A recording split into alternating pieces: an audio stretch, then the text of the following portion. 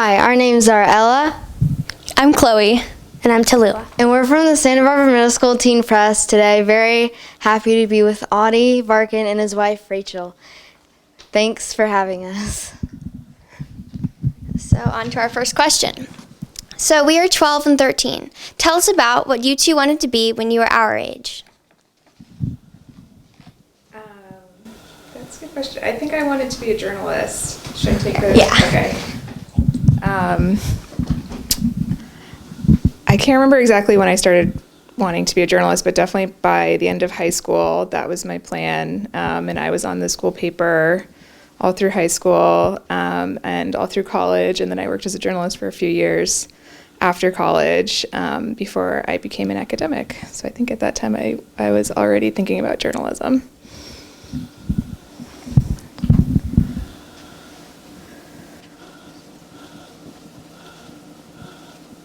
I haven't prepared answers ahead of time, so be patient and please forgive my short answers. I think I wanted to be a lawyer, maybe doing criminal law.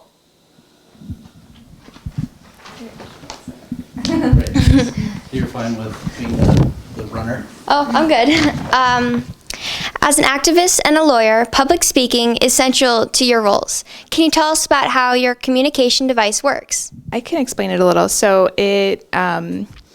it's just a Microsoft Surface tablet that has a bar attached to the bottom of it that is infrared, and so it picks up where Ady's eyes are looking on the screen, and so he can. And there's like there's like a few apps that go with it, so he can sort of look at a keyboard and linger on a particular letter. And that lets him spell out words. And then it also like guesses words like your iPhone or whatever. So it's only been around for a few years, but it's really incredible technology. You can come look at the screen and bar if you want.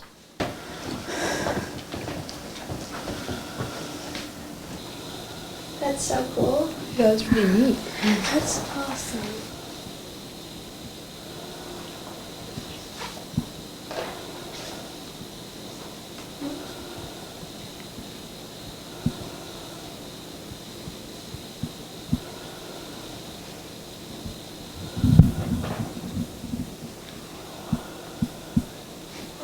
Yes. That's really cool. That's cool. Nice. It's like a computer. Yeah. Wow. An always accessible. Yeah. So it has like a specialized software to it? Yeah.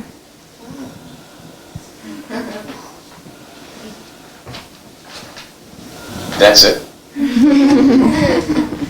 Thank you. Thank you. So what does it feel like to communicate through technology?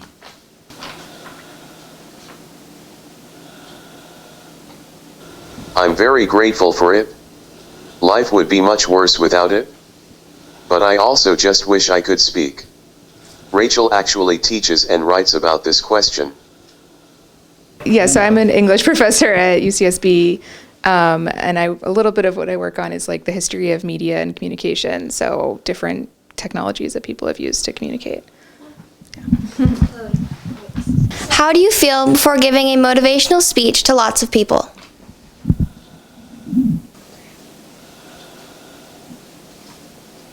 I'm usually excited and a little nervous about whether it will go well. Okay, on to the next people.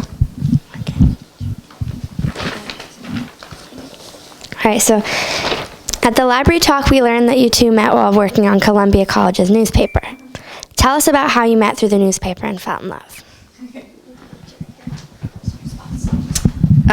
We first met through the newspaper. I was the opinion page editor, and Ady was a columnist, so he wrote a weekly column for the paper. But we didn't start dating until a couple years later. We were working on actually trying to start a magazine for the paper, which didn't end up going anywhere, but that's when we started dating. And yeah, we just had a lot in common.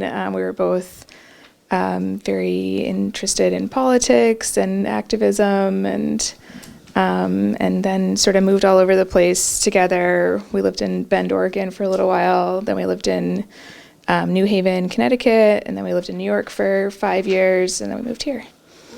Yeah. Do you want to add anything? No. Okay, so you started an organization called Be a Hero Fund. Tell us about the goals of that organization.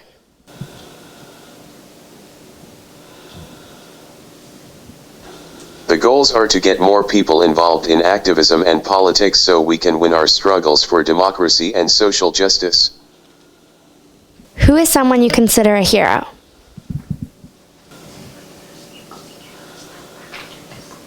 One of my heroes was Cesar Chavez, a union organizer who fought for the rights of California farm workers. What was your first step towards becoming a national activist?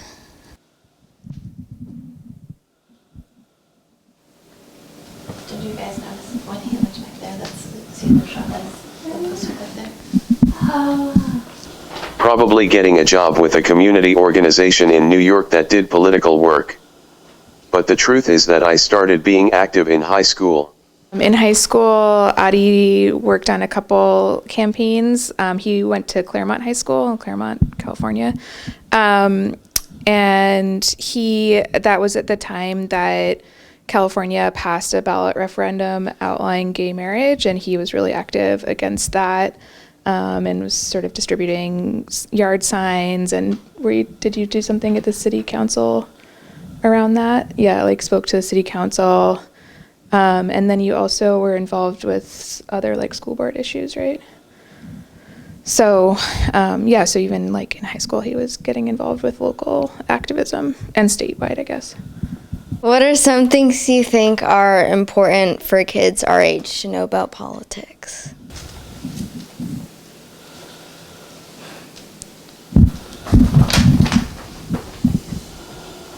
Two important things. First, politics matter a lot for your lives and the lives of everyone you care about. Second, you are powerful and can have a big impact if you get involved. Thank you. And our final question, if you could give us one homework assignment, what would it be? And if you feel like it, why?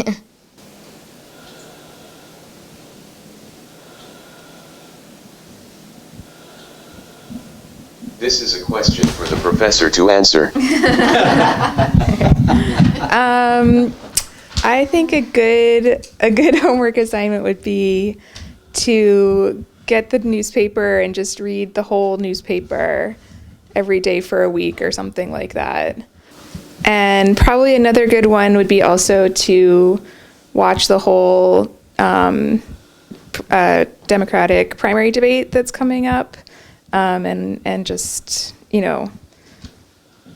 come up with whatever kind of opinions you can about that, but just to make sure that you're really staying up to date on those kind of major news events, I think is a good way to go about it.